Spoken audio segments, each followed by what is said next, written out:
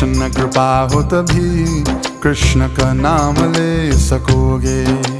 कृष्ण कृपा हो तभी कृष्ण का नाम ले सकोगे। अगर कृष्ण का नाम ले सको, हरि का नाम ले सको, तो समझो कृष्ण कृपा है।